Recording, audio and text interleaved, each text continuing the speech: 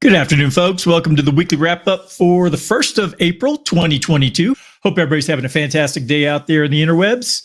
Another beautiful day here in Colorado, clear skies. It's 52 degrees right now, so cannot complain. Hopefully we have some good weather throughout the weekend so I can get outside and enjoy myself. So hope everybody else out there has some fun plans for the weekend. Weather's getting nice. Get out, get some exercise, get a lot of vitamin D when you're out in the sun.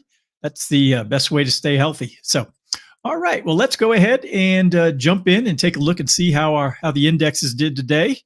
The Dow Jones finished up 0.4% at 34,818. S&P 500 was up 0.34, closing at 4545.86. NASDAQ was up 0.29%, closing at 14,261. Small caps are up almost or a little more than 0.5% at 0.65. The VIX receded 4.52% today, closing at 1963. All right, let's take a look at the other Americas. Canada was up. Brazil was up 1.33%. Mexico up 0.13. Let's go over to Western Europe. Germany, Germany, UK, France, the euro. Looks like everything was up under 1%. See, the first red I see is Portugal at down 0.81. Everything else up, including the Russian exchanges. Next down I see is Israel's market was down 1.04. Japan, Australia, and New Zealand were down, 0.5% for Japan and just 0.8 and 0.35 for Australia and New Zealand. The other Asian markets, the Chinese markets were all up. The Shanghai up 0.94, the SESE component up 0.91, the China A50 up 1.88, the DJ Shanghai up 0.98, and the Hang Seng up 0.19. The Taiwan weighted down 0.38, and then looks like we finish out the rest of the day in looks like mostly green.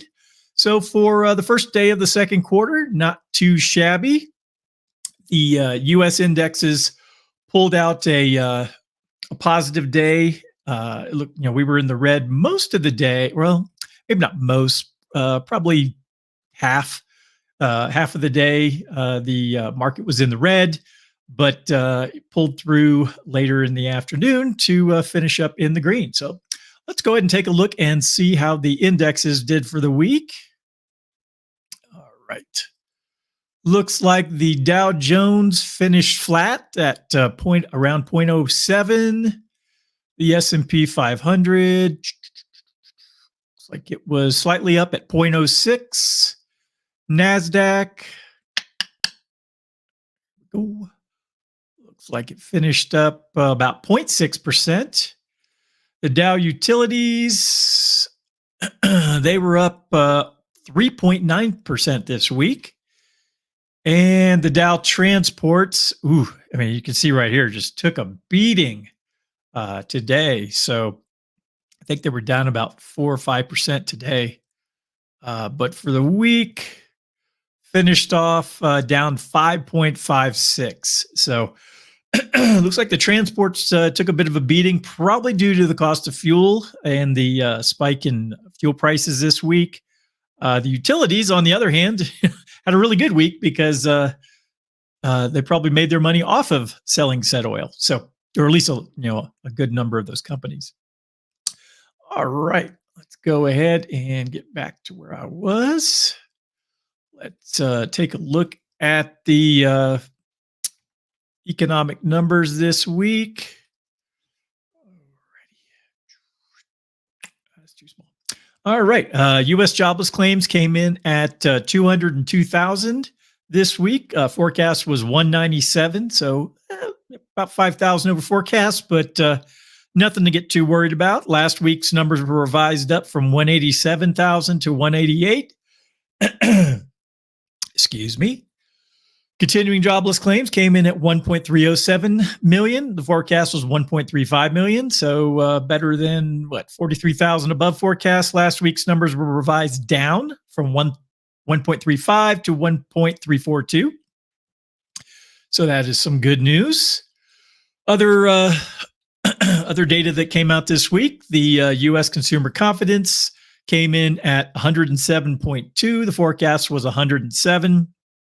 You can see in recent months, it's been waning a little bit. The high point was last summer in June, and since we were at about 128 on that metric, and now we're down to 107. So certainly better than we were at the beginning of the whole Corona pandemic, but certainly could use some improvement there.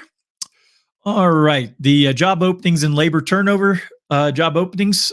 We had, 11.266 million. Forecast was 11 million, so about 266,000 over forecast. So we still have a lot of jobs out there that are still available. And, like I've said before, I think it's more of a skills gap, not so much a people gap. GDP number came in at quarter over quarter came in at 6.9. They were forecasting 7.1. So fairly close. I'm not sure how much they would consider that a miss by. The ADP non-farm employment change went up, we added 455,000 jobs. Forecast was 450. So came in right about on forecast, which is really, really good. Last month's numbers were revised up from 475,000 to 486,000. So again, more positive news there. U.S. non-farm payrolls came in at 431,000. They were forecasting 490. So a little bit of a miss there on those numbers, but again, certainly not the end of the world. Last month's numbers were revised up from 678,000 to 750,000. So, a little bit of a slide off from the last 2 months, where we were at 467. 481 is what was revised from, and 750. So a little bit of a step back, but again, certainly some solid improvement. The U.S. labor participation rate is sitting at 62.4%. Last month's was 62.3. So we added 10 basis points to that number. So, again, looking here at the chart, it has been a slow, steady climb back up to, what we would call normal. But we're getting there. So, and the U.S. unemployment rate is sitting at 3.6%. They were forecasting 3.7. Last month's number was a 3.8. So, again, the unemployment numbers are falling. We'll see once we slide into recession what that's going to do to the job market. And the last economic numbers we have here, the ISM Manufacturing Purchasers Managers Index came in at a 57.1. Forecast was 59. So a little bit of a slide, and again, if you recall from previous months, we have been slowly creeping back down from where we had been above 60 just a couple months ago. So all right, so that's everything as far as those numbers. I do have some articles I do want to breeze through, or 2 articles before we wrap it up for the weekend. So, who's driving by my house? All right. Okay, let's turn this one on.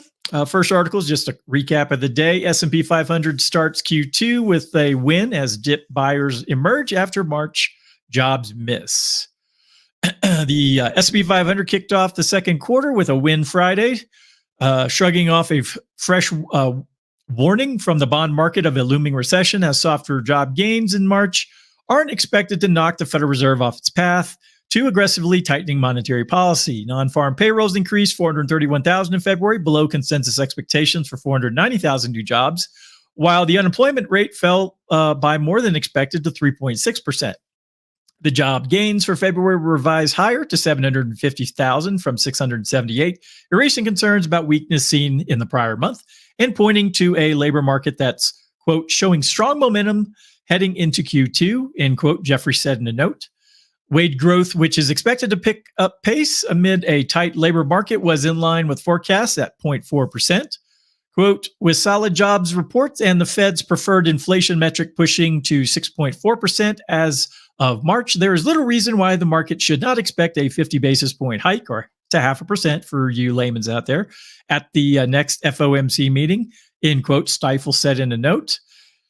As the bets of aggressive Fed action continue to be priced into markets, fears are growing that the Fed may slow growth by too much and tip the economy into recession. Again, let me pause here.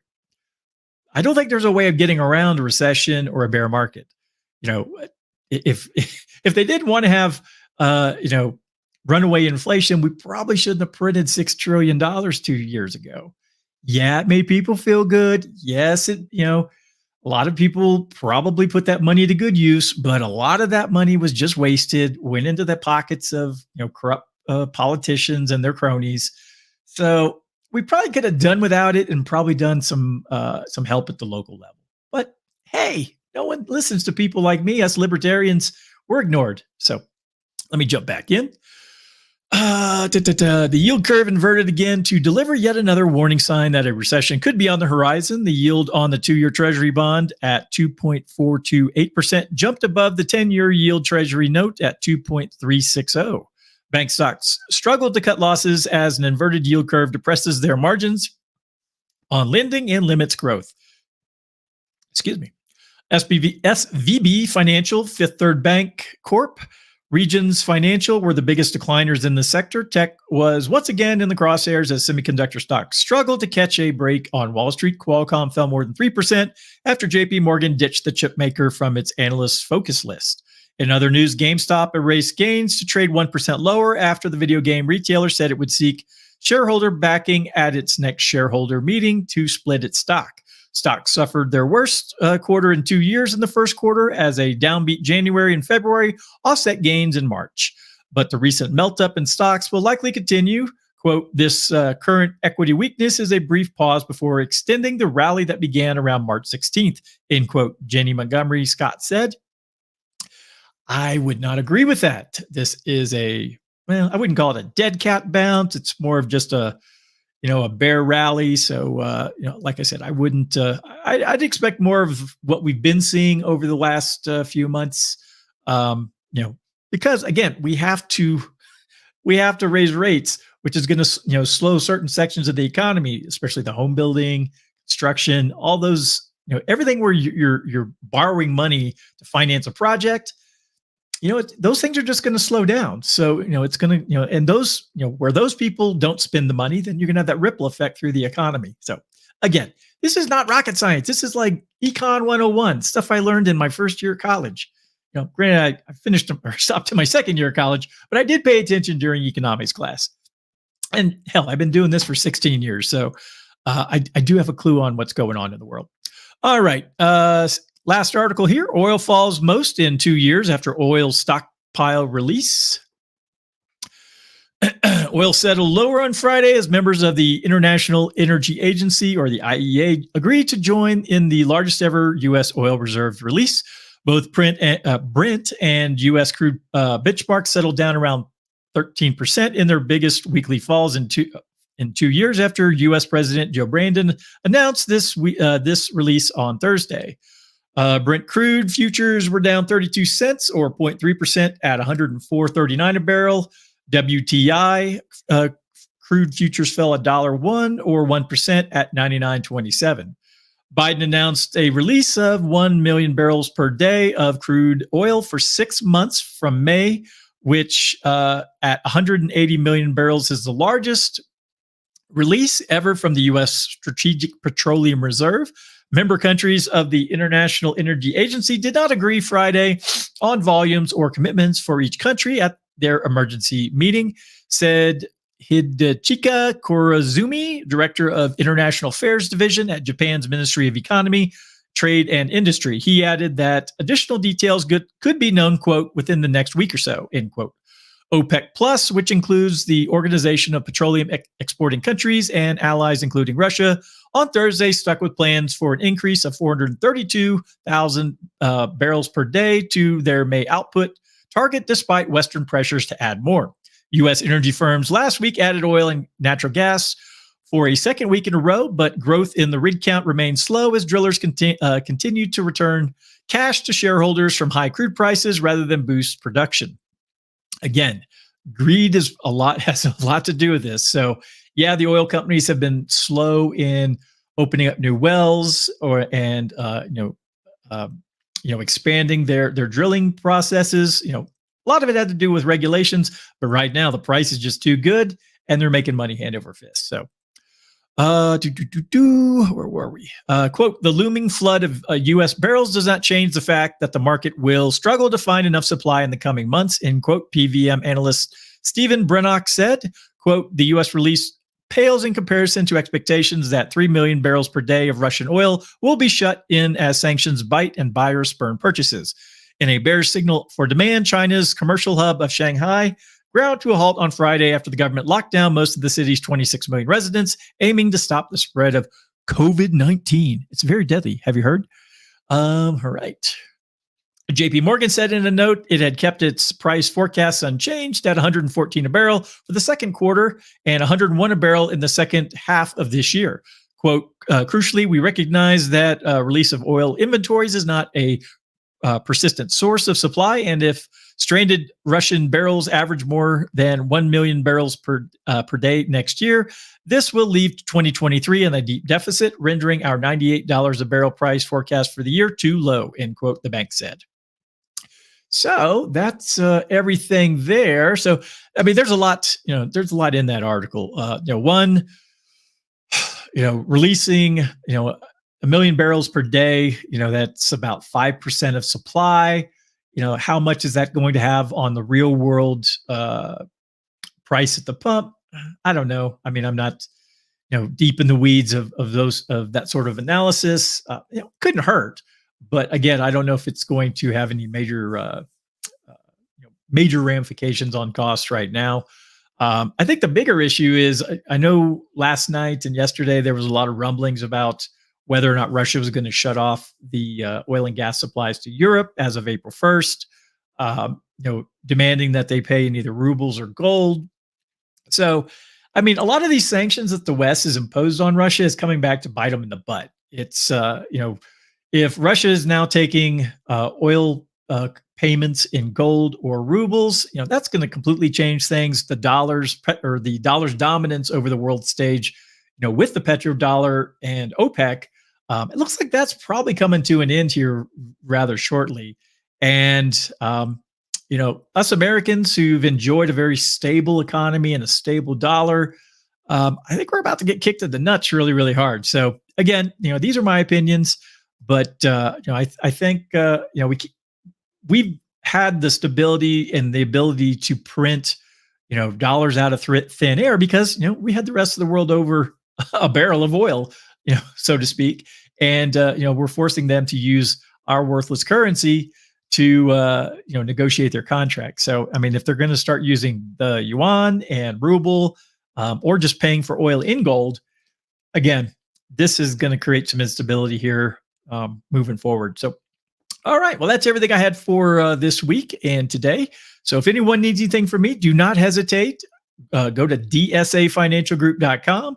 All my contact information is there. If you want to book a meeting, send me a note, send some commentary. I'd be happy to read into it. So, but hope everyone has a fantastic weekend. Like I said at the beginning, go out, get some sun, get some exercise, take care of yourself. When the next super sniffle comes around, you don't want to get sick and die. So, hey, take care of your body. I'm 48. I'm not getting any younger. I try to do my best and keep myself healthy. I'd like to see everyone else do the same. So, all right. Hope everyone has a great evening, and I will be back on Monday. Bye, folks.